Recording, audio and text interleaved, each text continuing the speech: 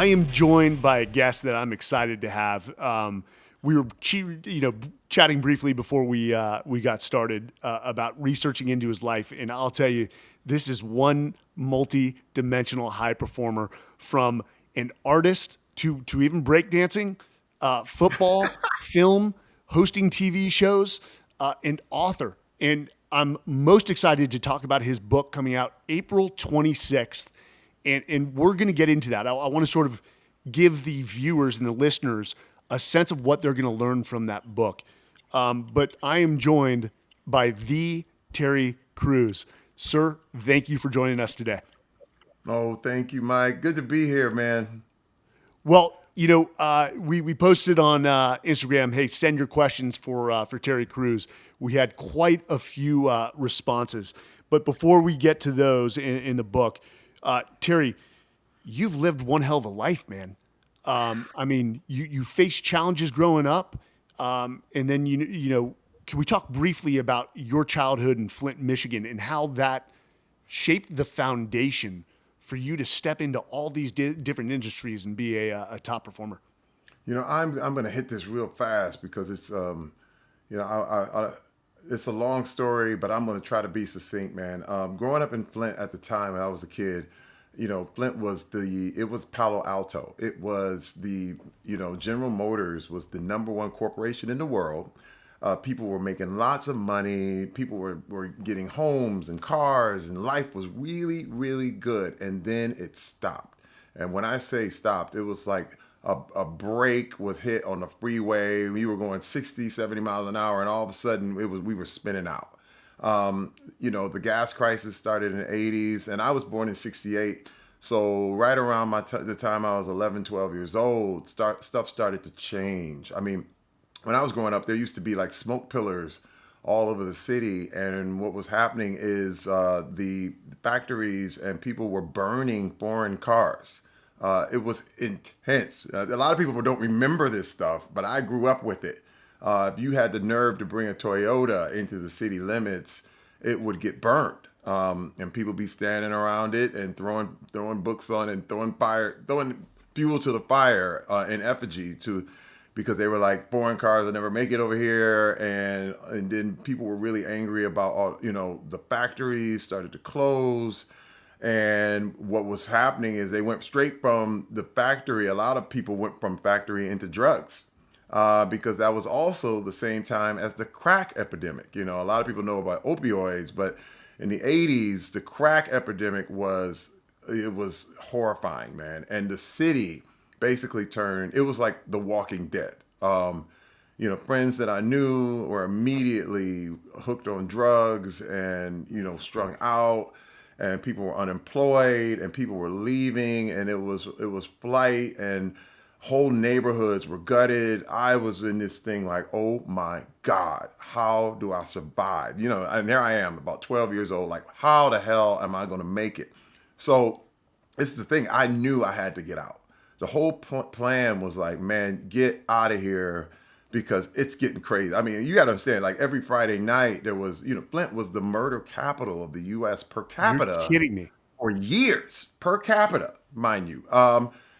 People were getting shot at every event, and it was just bloody and ridiculous. And then on top of that, on top of what was going on outside, inside my house, my father was beating my mother, knocking her out. He was an intense alcoholic. My mother was addicted to religion. And it created this really, really toxic mix, man. And I was just like, I gotta get out of here. But how? And the question became, how was I going to escape? And so, one thing that influenced me more than anything, because I always had an art talent. I'm left-handed, right-brained, and I used to draw all the time. It was because my mother wouldn't allow me to do anything else. She was extremely religious. We're not allowed to play sports, not allowed to go to the movies, not allowed to do anything. So my imagination was everything I had. So I would draw like crazy. And my imagination just was like, man, one day I'm going to be able to use this stuff. But I never thought anybody would pay me to paint. What I mean? It's one of them things because the art world was a very, it wasn't African American. What I mean? It wasn't black people in a lot of that stuff. So I was like, man, I can't see me getting any money from it. But I knew sports was going to be the way. So at 14 years old, I started lifting. I started working. I said, man, I'm going to make it out of here on a football scholarship. I knew football could be my way out. Now, mind you, I didn't really like football that much. I'll be real honest, man. It was just a way to get out. It was like, hey, man, which way is that train running? Okay, I'm running on that train because that train is getting out of here. And I ended up getting a scholar. I walked on to Western Michigan University and got a scholarship eventually in the second year that I was there. And it ended up being in the NFL for 7 years. But let me tell you, what was so crazy is that, this drive, this whole thing about, man, it was like leaving a burning building. You know what I mean? And I had to just do whatever I had to do to make it. And it didn't matter what it was. And that's a little bit of my mentality growing up because it was a panic. So, if I understand, is it sort of a correct assumption that the arts are your passion and football was just the means to get there?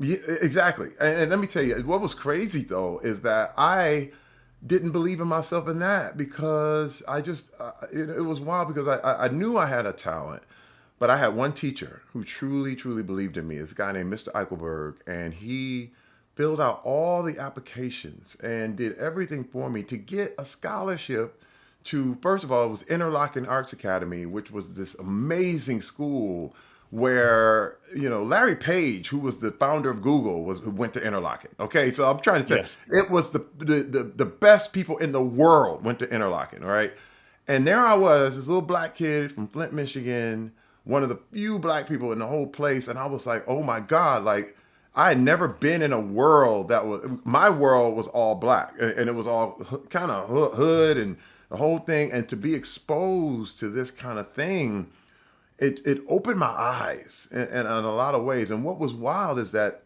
the thing that changed for me is once I got into Interlochen through the scholarship, there they had it was a big on competition. So they had us put all these drawings and paintings up on a wall. And they wouldn't let us sign them. And they had this guy from this Art Institute of Cincinnati. He was like this curator.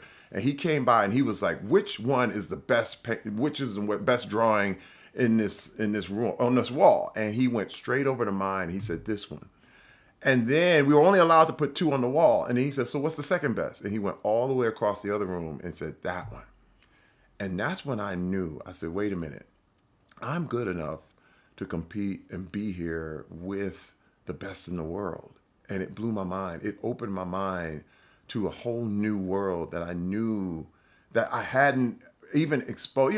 It's almost like you have to be shown the way. Even if you don't, if you just see a forest, you just go, there's no way. But once you get a path in that forest, you start to go, oh wait, there's people who walked here. You know what I mean? You're like, Yeah. I just found this little area here, and I'm like, and I just decided to do it. And I'm gonna tell you, man. I heard this phrase that I really want to apply to me, and it was like, don't try to be the best, try to be the only. And that really hit me. Like, I want to be the only. I want to be the only Terry Crews that will ever exist on the face of this earth. And you'll never ever have a person like me. And that became it's like my mantra. It's like what fuels me, and competition doesn't. I realized that to me, over all these competitive fields, be it football, pro sports, from Hollywood, all this stuff, is that competition, I find, was always, it became the opposite of creativity, and it really, that's when I decided I need to just try things that no one else is trying. You know what I mean? And risk it. And the phrase I like to use is called being unembarrassable. Because a lot of times you do things because you won't do things because you're afraid of what people will say. And I had to question that. And I remember feeling like, if I get up here and do this, everybody's going to laugh at me, or people are going to feel like, oh, what is he doing? And then I challenged it. I was like, you know what, Terry, that's holding you back. So go ahead and do it. And I remember doing things and people would laugh, and I would go, okay, no problem. I'm still alive. I do things people say, no, you suck. And I was like, okay, well, yeah, I do. But what that didn't change my outcome. And I said, but for me to actually get something, you always have to break through that.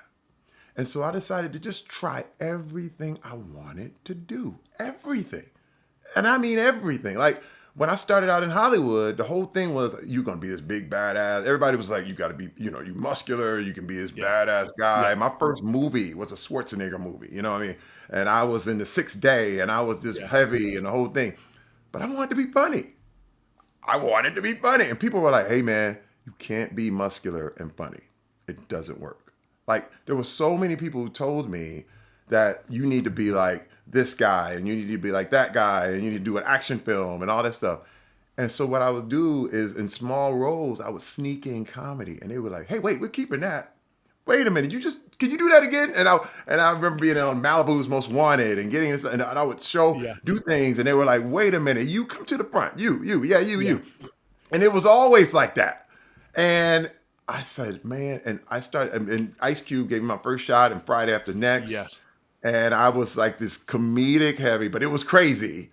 And then I got the shot in White Chicks, and it just kept going, man. And I was like, and people were like, we've never seen. I had people really, comedians come up to me and go, hey, man, you broke the rule. Like the rules to be muscular and funny was not possible Well, it's because until none you of them did could it. do it. Very few No, I mean, comedians and could put that's on the that thing. I size. mean, but that's the thing. It's so like, don't be the best, be the only.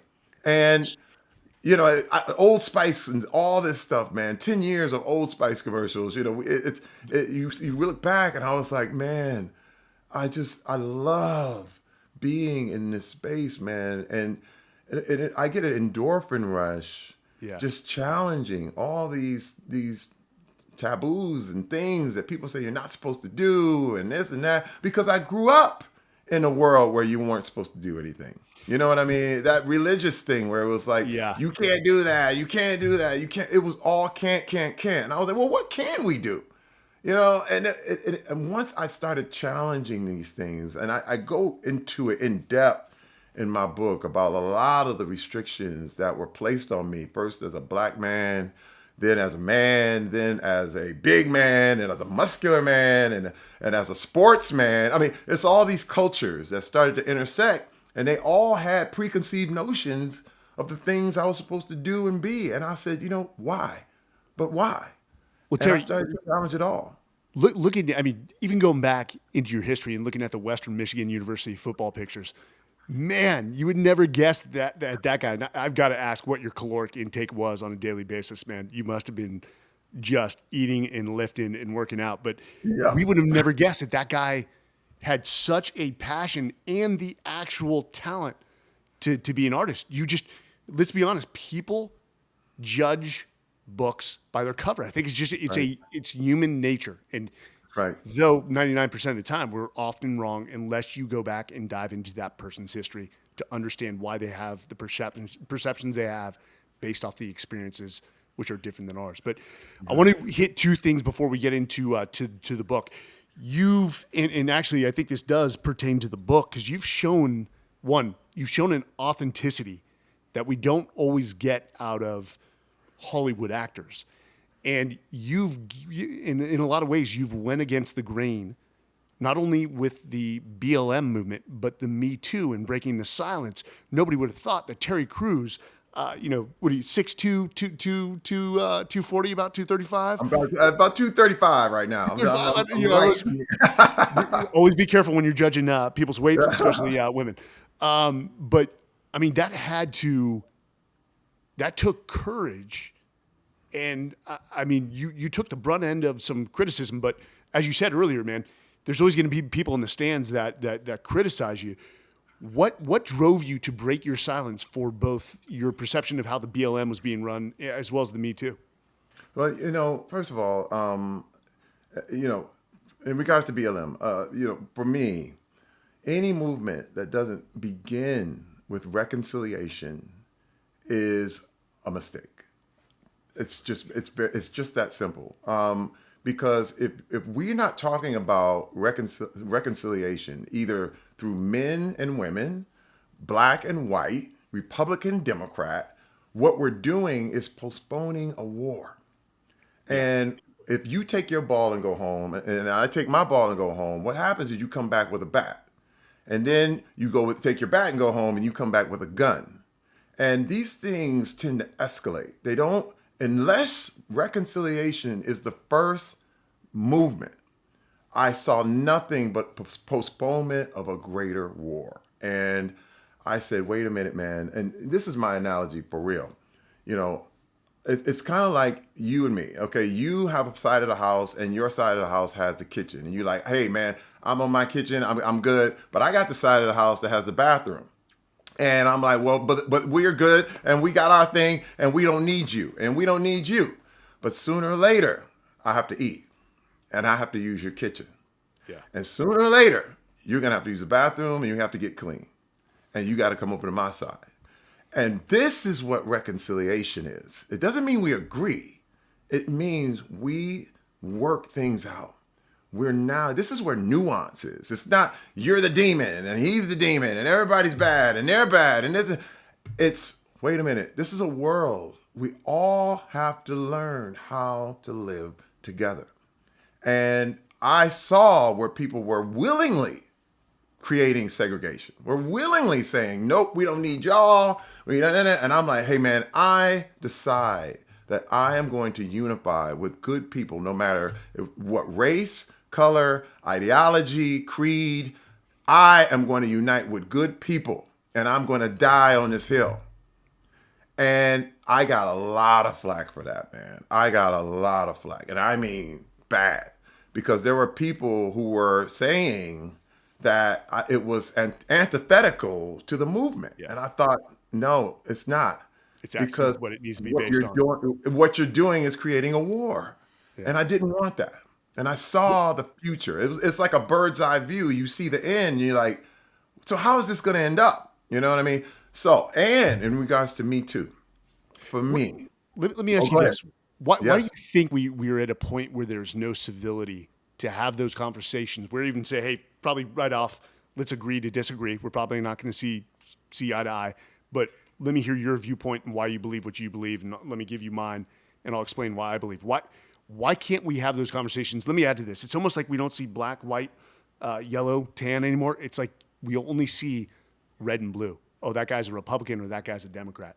Right. What has led us to this point where there's no civility in conversations, in your opinion? And I know that's sort of I hope that's not a loaded question, dude.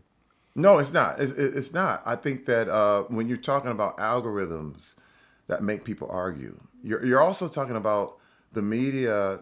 The job has become is not to tell the story, but now the media is the story, Yeah. which is Yes. crazy. When you look at both Fox News and CNN, both leaders have been kicked out for bad behavior. Okay, so now they're the story. You know what I mean? And their job is to get you angry and keep you angry. Yeah. That's the job. And because that creates the algorithm of engagement. And engagement means money. And the more you're angry, the more you will engage. And the less nuance you have. And it's the death of nuance, where we could actually have a conversation and I could empathize and understand your view. Now you're the enemy and I'm competing with you. And now, if once it turns into a competition, somebody's got to win. So it becomes I win today, but I lose tomorrow. It becomes this game of king of the hill. And so one day they win, one day you win, one day they win. Again, it's a war. And I want to turn it into a conversation. And nuance is necessary. It's really wild because once you step back and understand what this stuff is, you're like, wait a minute, I'm being manipulated. I don't want that. And it's really crazy because it's something that happens without you even knowing. And that's the hard part. It takes a lot of introspection.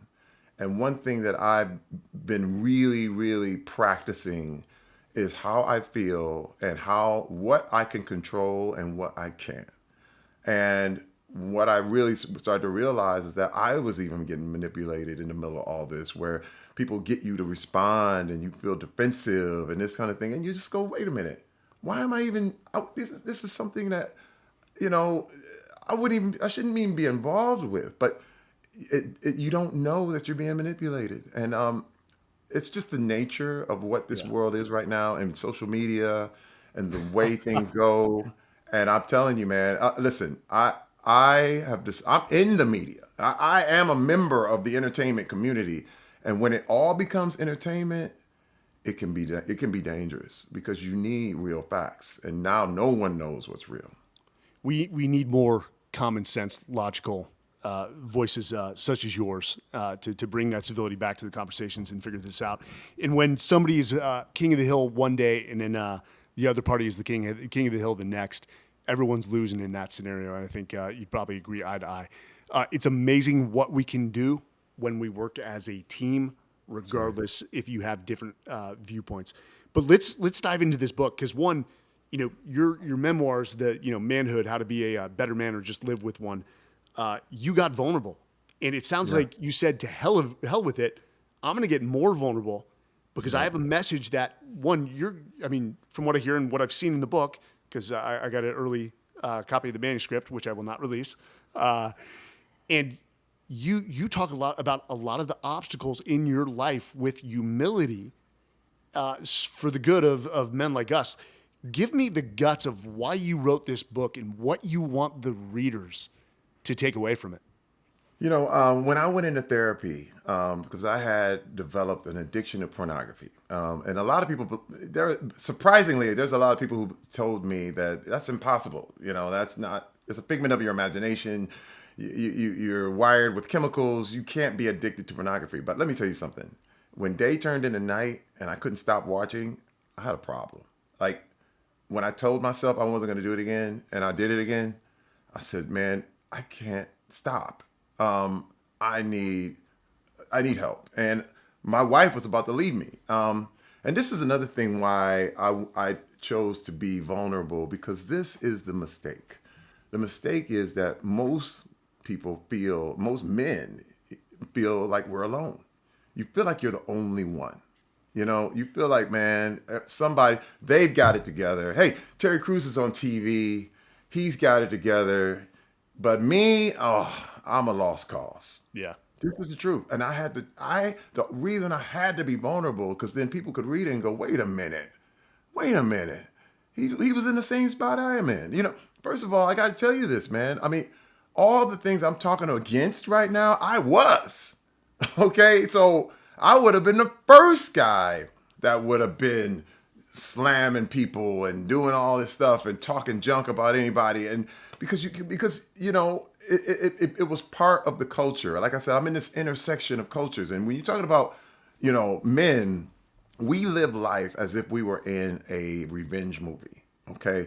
It's all about settling the score. You know what I mean? It's about getting back. The fantasy is, man, you call people up and you like, man, I'm going to hunt you down one by one. I'm going to get you. Anybody who ever did me wrong, I'm going to pick them off one at a time. Let me tell you, it's a fantasy that's better than sex with most men. You know what I mean? Like, Yeah. if you can get back on anybody who ever wronged you, that is the dream. But the thing is, and this is what I found out, Mike, that you can't have success and revenge at the same time. You can have success or you can have revenge, but you can't have both. And I went, what? Most of my life, it was about getting revenge. Dude, let me tell you, there's a trail of people who got knocked out by me.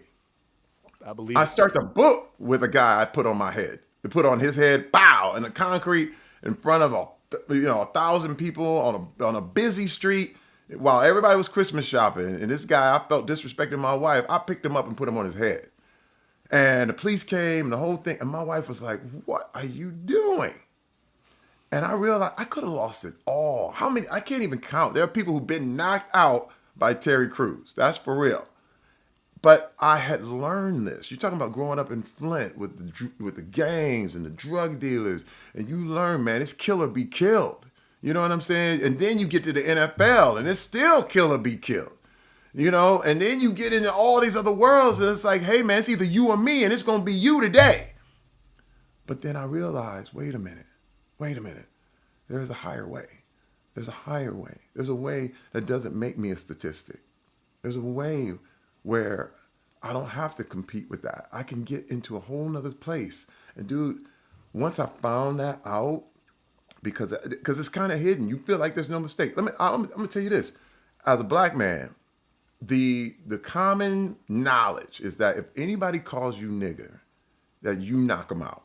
That's common. That's like bar nut. First off, if somebody calls you a nigga, you knock them out. That is your responsibility. That is what you're supposed to do. And as a man, as a black man, that's what you do. But the deal is, and once I examined that, I said, man, there's no such thing as niggers. I'm not a nigger. So why? Why would I even be offended? Why? And what I realized is that that is an example of that person's ignorance. It has nothing to do with who I am. And then it's like calling Bill Gates broke. Like he'd look at you, laugh, and get in his helicopter and fly away. You know what I mean? But why? But only if I felt I was actually a nigger would I get offended. And it started to get really, really deep. And I started to realize there are things that people could use to bait me, to pull me in ways I don't want to go, to get me activated, to trigger me, that would trap me. Because you could call me anything and I could swing and I would swing and I would do whatever. And you, the other person, controls the situation. And when I bring up true power, when I say true power, it's all about controlling yourself, your emotions, your feelings, your physicality, everything about that. You have to learn how to control it. Let me tell you, I haven't had breakfast in 12 years. I do intermittent fast because I tell my body, you eat when I tell you to eat. I have to train my body to say, wait, I know you're hungry, you're going to get something to eat, but it's when I tell you to do it. And this level of training, this level of, listen, the whole thing about therapy, and when I went, my wife left me when we did this whole thing. And I went to therapy and I discovered, hey, wait a minute. I had to revamp this sex thing as a man because I thought anytime I had a sexual urge, I gotta do it. You know, like, hey man, and if you can't, and if my woman can't fulfill it for me, I'll find somebody else. But then I had to say, wait a minute. I control my sex drive. I control that. That's no, this Terry Crews is inside of this body. The body is not Terry Crews. So I have to tell it what to do. And you know, I went on a 90-day sex fast. With my wife was here. She was seeing her in the shower, and we're in the bed, the whole thing. And I went, no sex. And I realized something because what happened was I loved her more than anything. The Wow. love grew. It was like we were 12 years old again. When you were 12 and you got a crush on a girl and you hand her a flower or something, or somebody you love, Those were and the sex days. ain't got nothing to do with it. Yes. You know what I mean? That kind of purity, we went back. And now I tell my body when you can have sex and when you can't, what you can look at and what you can't. Whereas before, it was like being led around by your dog. You take your dog for a walk and the dog's walking you. I had to grab the collar and say, hey, you listen to me now. And dude, it changed my life, but it took a while. It took time and it took toughness. It took, it took 12 years to get to this spot. And I had to be vulnerable because I had to tell people where I was to show people how far I went, and it's so eye-opening. And even now, every day, I'm so thankful, man, because I almost lost it all, Mike. I was one outburst away from losing it all. And I do want to bring up the whole Academy Awards thing because there was a day I was Will Smith. You could say anything to me and I'd jump up and that was it. But the day I became Chris Rock, the day I learned how to hold it all together. Because see, some people think toughness is about giving punches, but a lot of times it's about taking them. Taking them. It's about being Yeah. able. It's about endurance. It's about the will. It's about wait a minute. You know what? Don't let people control your day. It's up to you. And dude, I just it's something that I really it's the message of the book. It's the message that, you know, you have more power than you realize. A lot of us feel like we're powerless to our own bodies, to our own selves.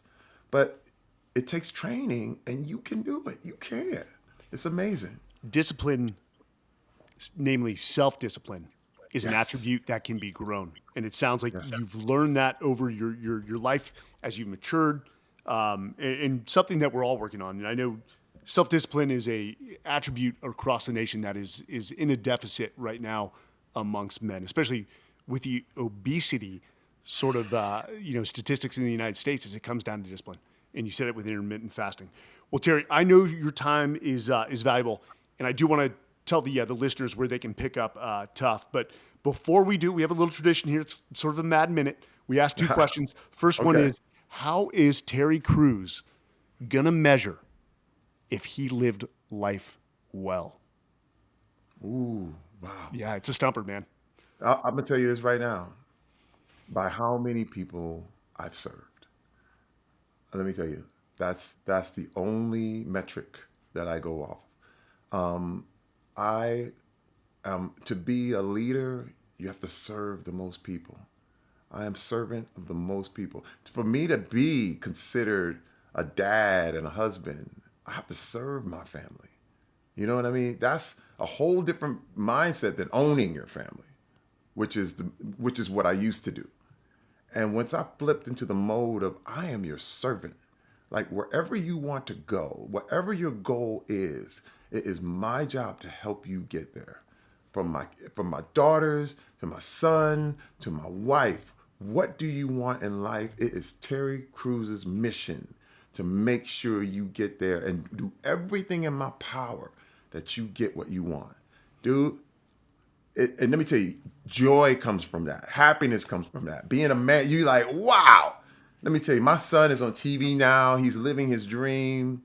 And I could honestly say, man, you know, we did everything we could do, me and my wife together, to make sure he gets that. And that's true happiness. Like, it's better than if I got it. You know what I'm saying? To see your kids get something, but also your friends, also the people who are your fans, people who, I mean, when I go on AGT and you see people who are just like, oh, I love that show. I love what you do. Dude, that's my mission. Like, serving the most people worldwide. And that's the metric, that's the measure of true success for me. You guys heard it. Impact. I've always said impact is the greatest currency in life, not money. Because there's an old story about Alexander the Great. Terry, if you ever heard it, basically, and I'm paraphrasing. He said, bury me with my hands outside my grave, to show that I came into the world with nothing, and that I left with nothing, other than the impact and the legacy that you leave behind. So, Well, that's first good. off, I'm putting that on a poster, man. I there get you a go. t-shirt with Trademark that. that. That's great. So, Terry, Tough comes out on April 26th. Yes, sir. Amazon, is that the best way to get it, to pick it up? Amazon, you can pre-order it now on all my social medias from Instagram to Facebook to Twitter. I have a link that you can go on, and Amazon is probably the best way to get it, but it is available in Barnes and Noble and any of your local bookstores. But Amazon's probably the quickest way that it'll be in your house right away. You know what I mean? If you would like to get it, thank you. So I've already ordered one, folks. I did see the manuscript. Man or woman, pick this up. You are remarkable. Well, one, it is remarkable when somebody of your stature can open up their life to people. And again, vulnerability is one of the most masculine traits there is. I don't know That's it. why. It's the old culture. Hell, fathers had to hold back from telling us that they loved us. Things have changed, and it's not a gauge of how tough you are by holding that in. Terry, one last thing for our listeners. What do you have coming down the pipe, man? What's the next project for Oh. you, or can you talk about it? Yeah, yeah. I've been doing I love doing America's Got Talent, which is awesome. But I'm also in a anthology series, Tales of the Walking Dead. I can't wait for you guys to see this. It's from the creators of The Walking Dead, and I am introduced into that world. I love, love, love. I just can't wait for people to see it. It's going to be awesome. I Wow. can Is announce it there because a it's already date been or a announced. timeline on that Oh, this summer. It'll be out this this summer? summer.